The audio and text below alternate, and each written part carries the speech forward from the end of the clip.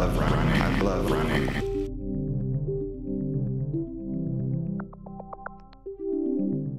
And what ends up happening with a hammertoe, the extensor tendon gets tight, and then after the extensor tendon gets tight, the flexor tendon begins to try to pull the toe down. We begin the process of rehabbing the hammertoe, and we start that process by gaining greater flexibility across the top of the joint.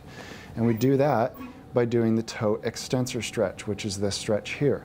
And this stretch takes these extensor tendons, which come from these muscles here, and it begins to establish greater flexibility. So that's step one. The way that this stretch is accomplished is by pulling the toes down into the direction of flexion, also known as plantar flexion. To do this stretch properly, you'll notice the knuckles on the top of the foot will be prominent. Many times this can be augmented with gentle pressure into the metatarsal arch with the contralateral thumb.